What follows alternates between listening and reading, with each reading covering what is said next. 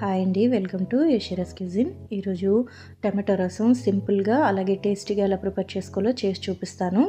మీరు కూడా ఒకసారి ఈ విధంగా ట్రై చేయండి. దీన్ని ఎలా ప్రిపేర్ చేసుకోవాలో ఇప్పుడు చూద్దాం అండి. దీనికోసం ముందుగా ఒక 5 టమాటాలని బాగా మగ్గిని తీసుకోవాలండి. వీటిని శుభ్రంగా కడిగి నీట్గా క్లీన్ చేసి ముక్కలుగా కట్ చేసి ఒక పక్కన పెట్టేసుకోండి. ఇప్పుడు ఒక మిక్సీ జార్ తీసుకొని దానిలో కట్ చేసి పెట్టుకున్న టమాటోలు వేసుకోవాలండి.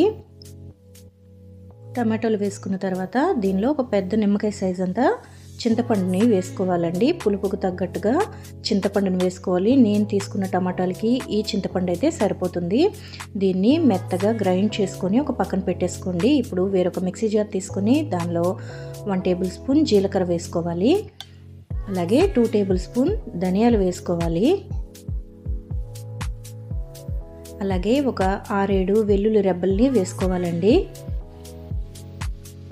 ఒక 10-15 మిరియాలను కూడా వేసుకొని వీటిని మిక్సీ పట్టుకొని ఒక పక్కన పెట్టేసుకోండి. ఇప్పుడు స్టవ్ వెలిగించి ఒక గిన్నె పెట్టుకొని దానిలో ఒక 2 టేబుల్ స్పూన్ ఆయిల్ వేసుకోవాలి.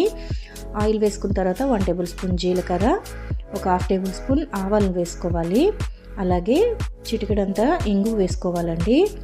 వేసుకొని కొద్దిగా మినపప్పు కూడా వేసుకొని ఎండుమిర్చిని వేసుకోవాలి. ఒక 4-5 కట్ చేసి వేసుకోవాలండి. వేసుకొని కొద్దిగా కరివేపాకును కూడా వేసుకొని పోపు పెట్టుకోవాలి.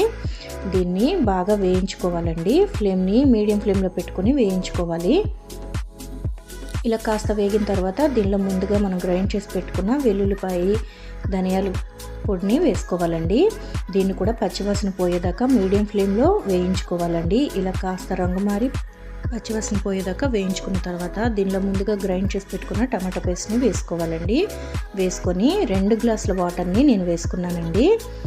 ఆ పులుపుకు తగ్గట్టుగా వాటర్ని యాడ్ చేసుకోవాలి. ఇలా 2 గ్లాసుల వాటర్ని వేసుకున్న తర్వాత దీనిలో కొద్దిగా పసుపు, అలాగే రుచికి సరిపడా ఉప్పును కూడా వేసుకోవాలి. వేసుకొని ఒక 1 టేబుల్ స్పూన్ పంచదారని వేసుకోవాలండి. అలాగే తరిగిన కొత్తిమీరని కాస్త వేసుకొని బాగా కలుపుకోవాలి. ఒకసారి ఈ విధంగా కలుపుకున్న తర్వాత ఫ్లేమ్ని మీడియం ఫ్లేమ్లో పెట్టుకొని 10 నుంచి 15 నిమిషాలు ఈ రసాన్ని మరిగించుకోవాలండి.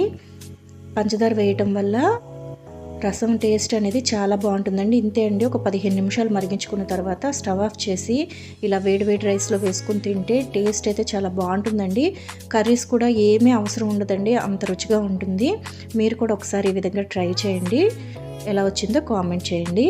వీడియో నచ్చినట్టయితే మీ ఫ్రెండ్స్ అండ్ ఫ్యామిలీకి వీడియోని షేర్ చేయండి. ఛానల్ని సబ్స్క్రైబ్ చేసుకోండి. Thank you for watching.